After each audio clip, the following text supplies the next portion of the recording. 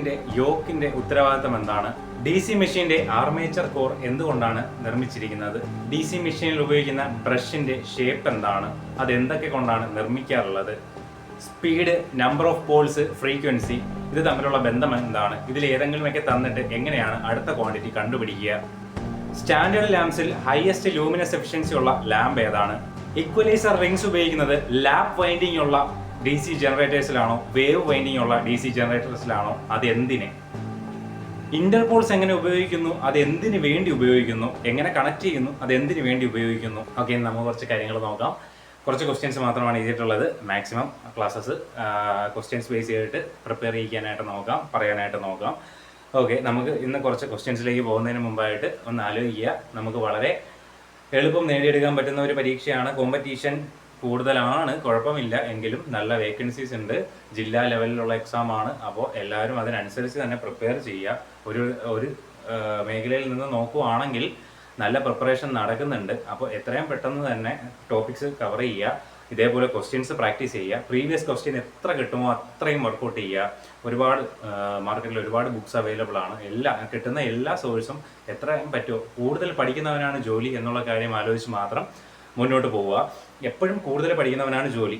ഇപ്പോൾ ഇന്ന് 10 ക്വസ്റ്റ്യൻ വിടുമ്പോഴത്തേക്ക് നമ്മുടെ കൂടെ കോമ്പറ്റീറ്റ് ചെയ്യുന്ന ഒരാൾ 10 ക്വസ്റ്റ്യൻ കൂടുതൽ പഠിക്കുകയാണ് എന്നുള്ള കാര്യം ഓർത്ത് വെച്ചേക്കുക. ആരും ഇപ്പോൾ ഞാൻ ഇത്ര ക്വസ്റ്റ്യൻ ഇന്ന് പഠിച്ചു, ഇന്ന് ഞാൻ ഇത്രേ പഠിക്കുന്നുള്ളൂ, അതുകൊണ്ട് നീയും ഇത്ര പഠിച്ചാൽ മതി, അല്ലെങ്കിൽ അവൻ ഇത്രേ പഠിക്കുന്നുള്ളൂ, ഞാനും ഇത്രേ പഠിക്കൂ എന്നും പറഞ്ഞൊന്നും ആരും നോക്കിയിരിക്കില്ല. ഒരു ജോലി ഇന്ന് കിട്ടിയാൽ അത്രയും നമ്മൾ ഒരു ദിവസം മുമ്പേ ജോലിക്കാരനാവുകയാണെങ്കിൽ അത്രയും നമ്മൾ നമ്മുടെ ലൈഫിൽ സെറ്റിൽ ആവാനുള്ള ചാൻസ് കൂടുകയാണ് എന്ന് ആലോചിക്കുക. അല്ലെങ്കിൽ ഇന്നും കൂട്ടുകാരന് ജോലി കിട്ടി, കൂട്ടുകാരന് ജോലി കിട്ടി, എനിക്ക് നാളെ കിട്ടുമോ, ഇന്ന് കൊണ്ട് ഇനിയിപ്പോൾ എന്തെങ്കിലും ആ ലിസ്റ്റിലെ മൂമെൻ്റ് അങ്ങ് നിൽക്കുമോ എന്നൊന്നും നമുക്ക് അറിയത്തില്ല. സോ എല്ലാം സിറ്റുവേഷൻസിനെ ഡിപ്പെൻഡഡ് ആണ്. സോ എല്ലാവരും പെട്ടെന്ന് തന്നെ പഠിച്ച് നല്ല നല്ല ജോലിയിൽ കയറുക. ഓക്കെ, നമുക്ക് കുറച്ച് ക്വസ്റ്റ്യൻസ് നോക്കാം. ആദ്യം തന്നെ എഴുതിയൊക്കെയാണ്. ഇത് റിപ്പീറ്റഡ് ആയിട്ട് ചോദിക്കുന്ന കുറേ ക്വസ്റ്റ്യൻസ് ആണ് എടുത്തേക്കുന്നത്. അറിഞ്ഞിരിക്കുക, ലൂമിനസ് ഫ്ലക്സിന്റെ യൂണിറ്റ് ലൂമൻ ആണ്. ഇന്നലെ കഴിഞ്ഞ അതിനെ നമ്മൾ ക്യാൻഡില പറയായിരുന്നു, ലക്സ് എന്താന്ന് പറയായിരുന്നു, അതൊക്കെ ആലോചിച്ച് വെച്ചേക്കുക. ലൂമിനസ് ഫ്ലക്സിന്റെ യൂണിറ്റ് ലൂമൻ ആണെന്ന് ആലോചിച്ച് വെച്ചേക്കുക. ഇനി ഒരു ചോക്കിന്റെ അല്ലെങ്കിൽ ബലാസ്റ്റ് എന്ന് പറയും അല്ലേ, എന്തിനാണ് നമ്മുടെ ഫ്ലൂറസിന്റെ ട്യൂബിൽ യൂസ് ചെയ്യുന്നത് എന്ന് ചോദിക്കുകയാണെങ്കിൽ അറിഞ്ഞിരിക്കണം, 1000 വോൾട്ട് വരെ വോൾട്ടേജിനെ സ്പൈക്ക് ചെയ്യും. എന്തിനാണ്? ഗ്യാസിനെ അയണൈസ് ചെയ്യാൻ എന്നുള്ള ഓപ്ഷനാണ് കൂടുതലായിട്ടും കാണുന്നത്. അറിഞ്ഞു വെച്ചേക്കണം, 1000 വോൾട്ട് വരെ വോൾട്ടേജിനെ റൈസ് ചെയ്യും. എന്തിനാണ്? ഗ്യാസ്, അതിനകത്ത് നമ്മൾ നിറച്ചിട്ടുള്ള ഗ്യാസിനെ അയണൈസ് ചെയ്യാൻ വേണ്ടിയിട്ടാണെന്ന് ആലോചിച്ച് വെച്ചേക്കുക. ഓക്കെ, ഹയസ്റ്റ് ലൂമിനസ് എഫിഷ്യൻസി ഉള്ള ലാമ്പ് ഏതാണ് എന്ന് ചോദിക്കും. സ്റ്റാൻഡേർഡ് ലാമ്പുകളിൽ ഹയസ്റ്റ് ലൂമിനസ് എഫിഷ്യൻസി ഉള്ളത് സോഡിയം വേപ്പർ ലാമ്പിനാണ്. അതിന്റെ എക്സ്പ്ലനേഷൻ ചെറുതായിട്ട് ഞാൻ എഴുതിയിട്ടുണ്ട്. ഇത് 150 ലൂമൻ പെർ വാട്ട്സ് പ്രൊഡ്യൂസ് ചെയ്യുന്നുണ്ട്. 150 ലൂമൻ പെർ വാട്ട്സ് പ്രൊഡ്യൂസ് ചെയ്യുന്നുണ്ട്. ആലോചിച്ച് വെച്ചേക്കാം. നമ്മൾ സ്ട്രീറ്റിലൊക്കെ നടക്കുമ്പോഴത്തേക്ക് സ്ട്രീറ്റിന്റെ മണ്ടയിൽ ചെറിയൊരു ഓറഞ്ചിഷ് ആയിട്ടുള്ള ഒരു യെല്ലോയിഷ് ആയിട്ടുള്ള ഒരു വെട്ടം കിട്ടത്തില്ലേ, അത് സോഡിയം വേപ്പർ ലാമ്പാണ് യൂസ് ചെയ്യുന്നതെന്ന് ആലോചിച്ച് വച്ചേക്കുക. ഇനി ഡി സി ജനറേറ്ററോട് ബന്ധപ്പെട്ട പ്രധാനപ്പെട്ട മാത്രം കുറച്ച് ക്വസ്റ്റ്യൻസ് എടുത്തിട്ടുണ്ട്. ജസ്റ്റ് നോക്കുക. ഡി സി മെഷീൻ എന്ന് പറയാം. ഡി സി മെഷീനുമായിട്ട് ബന്ധപ്പെട്ട പ്രധാന ചില ക്വസ്റ്റ്യൻസ് എടുത്തിട്ടുണ്ട്. ഈ ഡി സി മെഷീന്റെ ആർമേച്ചർ കോറിൽ ഉണ്ടാക്കിയിരിക്കുന്നത് എന്തുകൊണ്ടാണ് എന്ന് ചോദിക്കും. നോക്കുക, ലാമിനേറ്റഡ് സ്റ്റീൽ ഷീറ്റ്സ് ഇങ്ങനെ ഓപ്ഷൻ വരാറുണ്ട്, അല്ലെങ്കിൽ സിലിക്കൺ സ്റ്റീൽ എന്നും ഓപ്ഷൻ വരാറുണ്ട്. രണ്ടും ഒന്ന് തന്നെയാണ്. ലാമിനേറ്റഡ് സ്റ്റീൽ ഷീറ്റ്സ് ആണ് ഉണ്ടാക്കിയിരിക്കുന്നത്. എന്തുകൊണ്ട് ലാമിനേറ്റ് ചെയ്തിരിക്കുന്നു എന്ന് ചോദിച്ചാൽ കഴിഞ്ഞ നമ്മൾ പറഞ്ഞായിരുന്നു എന്തിനാണ് എഡി കറന്റ് ലോസ് മുതലായിട്ടുള്ള ലോസസ് കുറയ്ക്കാനാണെന്ന് അറിഞ്ഞിരിക്കുക. പിന്നെ എന്തുകൊണ്ട് ഈ പറയുന്ന പോലെ കാസ്റ്റ് അയൺസ് യൂസ് ചെയ്യുന്നില്ല, നമ്മുടെ പറഞ്ഞ പോലെ ഡി സി മെഷീന്റെ അല്ലെങ്കിൽ ഡി സി ജനറേറ്ററിന്റെ ആർമേച്ചർ കോർ ഉണ്ടാക്കാൻ എന്തുകൊണ്ട് കാസ്റ്റ് അയൺസ് ഒന്നും യൂസ് ചെയ്യുന്നില്ല എന്ന് വെച്ചാൽ അവരുടെ മാഗ്നറ്റിക് ലോസസ് ഒക്കെ കൂടുതലായിട്ട് വരുന്നതുകൊണ്ടാണെന്നും ആലോചിച്ച് വെച്ചേക്കുക. അടുത്തതാണ് യോക്ക് എന്തിനാണ് ഉപയോഗിക്കുന്നത്? സപ്പോർട്ട് പോൾ കോറിന്, പോളിന്റെ കോറുകളിലെ സപ്പോർട്ട് ചെയ്യാൻ വേണ്ടിയിട്ടാണ് ആരെ യൂസ് ചെയ്യുന്നത്? യോക്ക് എന്ന് വെച്ചാൽ എന്താണ്? ഔട്ടർ ഫ്രെയിമിനെയാണ് നമ്മൾ യോക്ക് എന്ന് പറയുന്നതെന്നൊക്കെ നമ്മൾ പണ്ട് ITI ക്ലാസ്സുകളിലും നമ്മുടെ മറ്റ് ക്ലാസ്സുകളിലൊക്കെ പഠിച്ചിട്ടുള്ളതായിരിക്കും. ഇനി അടുത്ത് നോക്കിക്കോളാം, ഷൂ എന്തിനാണ് ഉപയോഗിക്കുന്നത്? അതിന്റെ ഏരിയ ഓഫ് ക്രോസ് സെക്ഷൻ കൂട്ടാൻ വേണ്ടിയിട്ടാണ് ഷൂസ് ഉപയോഗിക്കുന്നതെന്ന് ആലോചിച്ച് വെച്ചേക്കുക. ഏരിയ ഓഫ് ക്രോസ് സെക്ഷൻ കൂട്ടാൻ വേണ്ടി യോക്കിന്റെ കാര്യം ആലോചിച്ച് വെച്ചേക്കുക, ചോദിക്കാൻ സാധ്യതയുള്ളതാണ്. ഓക്കെ, അടുത്ത ക്വസ്റ്റ്യൻ മസ്റ്റ് ആയിട്ട് ചോദിക്കുന്ന ചോദ്യമാണ്. ഇതിന്റെ അകത്ത് ഒരുപാട് ക്വസ്റ്റ്യൻസ് കിട്ടാണ്ട് ഈ ഒറ്റ പോയിന്റ് നിന്ന് shape of A carbon brush. Okay, shape of A carbon brush എന്താണെന്നാണ് ചോദിക്കുക. നമ്മൾക്ക് അറിയാം, നമ്മൾ പലപ്പോഴും ഈ പറയുന്ന പോലെ നമ്മുടെ ജനറേറ്ററോ മോട്ടറൊക്കെ വരയ്ക്കുമ്പോൾ നമ്മൾ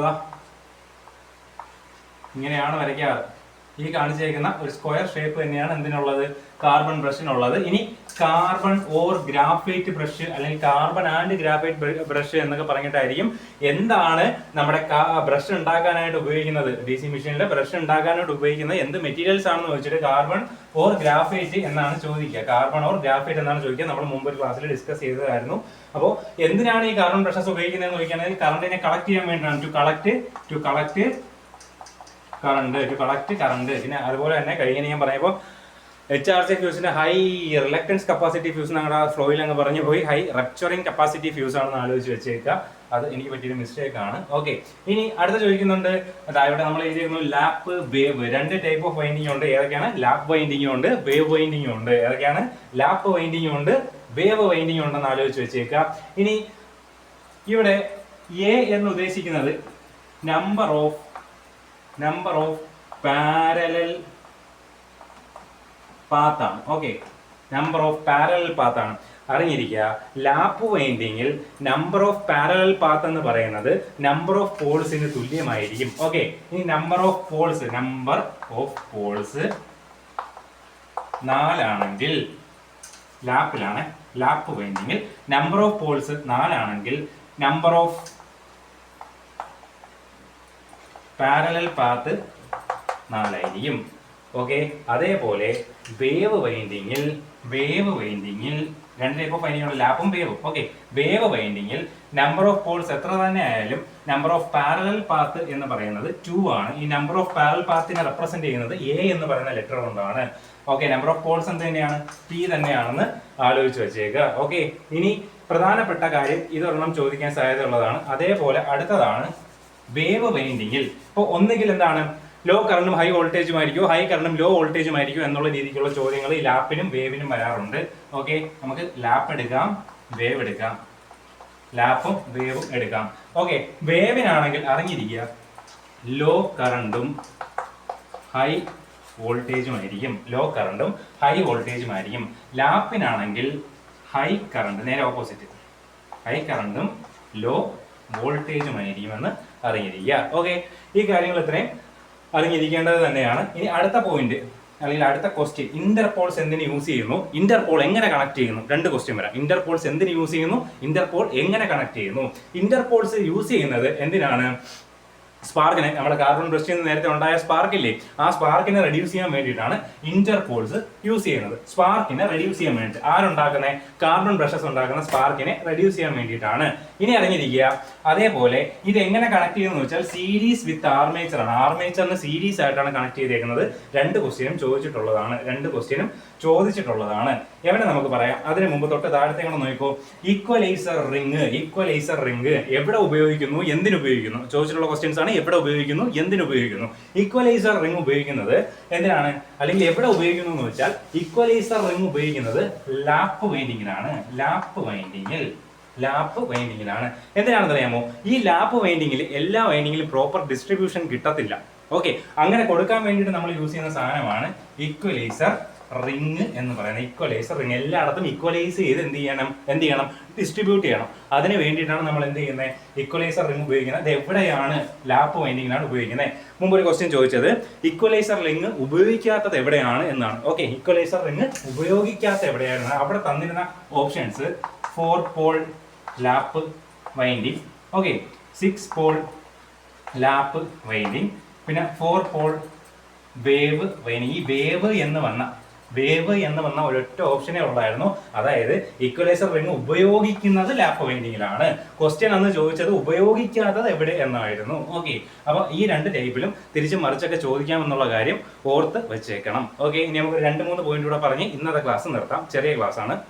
കമ്മ്യൂട്ടേറ്റർ നമ്മുടെ ഇതിന്റെ അകത്തുള്ള ഡി സി മെഷീന്റെ അകത്തുള്ള ഒരു പ്രധാന കമ്പോണന്റ് ആണ് കമ്മ്യൂട്ടേറ്റർ. അത് എന്തിനു ഉപയോഗിക്കുന്നു? AC സപ്ലൈയെ DC ആയിട്ട് മാറ്റാൻ വേണ്ടി ഉപയോഗിക്കുന്ന പോയിന്റ് ആണ് കമ്മ്യൂട്ടേറ്റർ എന്ന് ആലോചിച്ച് വെച്ചേക്കുക. AC DC ആക്കാൻ ഉപയോഗിക്കുന്ന പോയിന്റ് ആണ് കമ്മ്യൂട്ടേറ്റർ. ഇനി പ്രധാനപ്പെട്ട ഒരു ചോദ്യം ചോദിക്കുന്നത് ഒന്ന് ഇത് തന്നെയാണ്. രണ്ടാമത്തെ ഇതാണ് മൈക്ക. ഇതിന്റെ അകത്ത് ഈ കമ്മ്യൂട്ടേറ്ററിന്റെ അകത്തുള്ള ഓരോ പോർഷനെയും ഇൻസുലേറ്റ് ചെയ്തേക്കുന്ന എന്ത് മെറ്റീരിയൽ വെച്ചാണ്? ഇൻസുലേറ്റ് ചെയ്തേക്കണം എന്ത് വെച്ചാണെന്ന് ചോദിക്കും. അത് മൈക്ക വെച്ചാണെന്ന് ആലോചിച്ച് വെച്ചേക്കാം. മൈക്കയാണ് ആൻസർ. മൈക്കയാണ് ആലോചിച്ച് വെച്ചേക്കണം. വാർണിഷ് ഒക്കെ ചിലപ്പോൾ ഓപ്ഷനിൽ തന്നേക്കാം. ആലോചിച്ചോളാം. മൈക്കയാണെന്ന് ആലോചിച്ചോളാം. അടുത്ത F is equal to N P by 120 അങ്ങനെ ഒരു ഇക്വേഷൻ ഉണ്ടല്ലേ. F is equal to N P by 120. ആദ്യം എഫ് എന്തിനാണ്? ഫ്രീക്വൻസി ആണ്. എൻ എന്തിനാണ്? സ്പീഡാണ്. പി എന്തിനാണ്? നമ്പർ ഓഫ് പോൾസ് ആണ്. ഓക്കെ, ഇത്രയും കാര്യം ആലോചിച്ച് വെച്ചേക്കാം. ഇനി നോക്കൂ, നമുക്ക് ഈ രണ്ട് പ്രോപ്പർട്ടി എന്നും സ്പീഡും തന്നിട്ടുണ്ട്, നമ്പർ ഓഫ് പോൾസും തന്നിട്ടുണ്ട്, ഫ്രീക്വൻസി എത്ര എന്ന് ചോദിക്കുകയാണെങ്കിൽ അത് കണ്ടുപിടിക്കാനുള്ള ഇക്വേഷൻ ആണ് F is equal to N P by 120. F is equal to N P by 120. നമ്മൾ മൈൻഡിൽ കുറച്ച് നാളായിട്ട് മൈൻഡിൽ പ്ലാൻ ഉണ്ട്. എന്താണ് ഈ കാൽക്കുലേഷൻസ് ഉള്ള മാത്രം ഒരു വീഡിയോ ചെയ്യണം. ഭയങ്കര ബോറായി പോകുമെന്ന് അറിയത്തില്ല. ഞാൻ വിചാരിക്കുന്നത് ഇനി വീഡിയോ ചെയ്യുമ്പോഴത്തേക്ക് ലാസ്റ്റ് കുറച്ച് മാത്തമാറ്റിക് ക്വസ്റ്റ്യൻസ് കൂടെ തന്നു പോകണമെന്നാണ് വിചാരിക്കുന്നത്. അപ്പോൾ നമുക്ക് ഓരോ മോഡൽ ചെയ്തിട്ട് നിങ്ങൾ അതിൽ വാല്യൂ മാറ്റിയിട്ട് അടുത്ത പോയിന്റ് ചെയ്താൽ മതിയാവും. അങ്ങനെ ട്രൈ ചെയ്യാം. ഓക്കെ, അപ്പോൾ ഇന്ന് നോക്കിക്കോളാം. F is equal to N P by 120.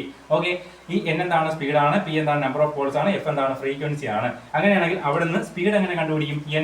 Speed എങ്ങനെ കണ്ടുപിടിക്കും? N is equal to 120 F by P. ഈ 120 എഫ് ബൈ പി എന്ന് വെച്ചാൽ 120 into F the whole divided by number of poles P എന്നാണ്. ഓക്കെ, അറിഞ്ഞിരിക്കുക. ഈ കാര്യം നല്ലോണം ആലോചിച്ച് വച്ചേക്കുക. ഇതൊക്കെ ചെറിയ രീതിക്ക് ചെറിയ ക്വസ്റ്റ്യൻ ആയിട്ടൊക്കെ തന്ന് ചോദിക്കാൻ ചാൻസ് ഉള്ളതാണെന്ന് ആലോചിക്കുക. ഒരു എന്താ പറയുക, 15 വരെയുള്ള ടേബിൾസ് ഇഞ്ചോടി എന്ന് പറയില്ലേ, അത് പഠിച്ചു വയ്ക്കുന്നത് നന്നായിരിക്കും. 15 വരെ പഠിച്ചു വയ്ക്കുന്നത് നന്നായിരിക്കും കേട്ടോ. ഒരു 12 വരെയുള്ള സംഖ്യകളുടെ സ്ക്വയറും ഒരു 10 വരെയുള്ള സംഖ്യകളുടെ ക്യൂബും പഠിച്ചു വയ്ക്കുന്നതും വളരെ നന്നായിരിക്കും. അതിങ്ങനെ പഠിച്ച് അല്ലെങ്കിൽ ഫ്രണ്ട് പേജിലോ അല്ലെങ്കിൽ എവിടെയെങ്കിലും ജസ്റ്റ് ഒന്ന് എഴുതിയിട്ടിട്ട് എപ്പോഴും ഇങ്ങനെ നോക്കിക്കൊണ്ടിരിക്കുകയാണെങ്കിൽ ഒരു ദിവസം ഒരു പ്രാവശ്യം ഒന്ന് നോക്കിയാലും ഇനി അങ്ങോട്ട് എക്സാമിൻ്റെ മുമ്പായിട്ട് നമുക്ക് എന്ത് ചെയ്യാൻ പറ്റും? അതൊന്ന് ബൈ ഹാർട്ട് ചെയ്യാൻ പറ്റും. അത് വളരെ വളരെ വളരെ ഇമ്പോർട്ടൻ്റ്. അതായത് ഇപ്പോൾ ഇവിടെ എന്താ പറയുക, എന്തെങ്കിലും ഒരു തരത്തിലുള്ള ഒരു ഡിവിഷൻ വരികയോ അല്ലെങ്കിൽ എത്രയാണ് അതിൻ്റെ അകത്ത് അടങ്ങുന്നത് എന്നുള്ള രീതിക്കോ സ്ക്വയറോ ഒക്കെ എടുക്കാനുള്ള കണക്കുകളുണ്ട്. അത് വരും. അത് വരുമ്പോഴത്തേക്ക് കിടന്ന് നമ്മൾ ആ ടൈം മൊത്തം അവിടെ കളയാതിരിക്കണം. ഒരു ക്വസ്റ്റ്യൻ ചെയ്യാൻ മാക്സിമം 1 മിനിറ്റ് എടുക്കാവൂ. ഒരു ക്വസ്റ്റ്യൻ ചെയ്യാൻ മാക്സിമം 1 മിനിറ്റ് എടുക്കാവൂ എന്നുള്ള കാര്യം മൈൻഡിൽ തിങ്ക് ചെയ്ത് വേണം ചെയ്യാനായിട്ട്. അതുകൊണ്ടാണ് ഒരുപാട് ക്വസ്റ്റ്യൻസ് വർക്കൗട്ട് ചെയ്യാൻ പറയുന്നത്. കാരണം ഈ പ്രീവിയസ് ക്വസ്റ്റ്യൻ ഒരുപാട് പഠിച്ചാൽ തന്നെ നമുക്ക് ഒട്ടുമിക്ക മാർക്കുകളും അതിനകത്ത് സ്കോർ ചെയ്യാൻ പറ്റും. ഒരു ക്വസ്റ്റ്യൻ ചെയ്യാൻ മാക്സിമമാണ് 1 മിനിറ്റ്. ഒരു ക്വസ്റ്റ്യൻ ചെയ്യാൻ 1 മിനിറ്റ് എടുക്കാം എന്നല്ല, ഒരു ക്വസ്റ്റ്യൻ ചെയ്യാൻ മാക്സിമം 1 മിനിറ്റ് എടുക്കാവൂ. 1 മിനിറ്റിൻ്റെ അകത്ത് 1, 2, 3 ക്വസ്റ്റ്യൻ ചെയ്യാനുള്ളവൻ പട മുമ്പേ പോയിട്ട് കണക്ക് അവസാനം പാടാണെങ്കിലും ഇരുന്ന് കണക്ക് ചെയ്യാനുള്ള സമയം കിട്ടും. കുറേ കാലത്ത് PSC ചെയ്തുള്ള എക്സ്പീരിയൻസ് കൊണ്ട് പറയുവാണ്. നല്ലോണം ട്രൈ ചെയ്യുക.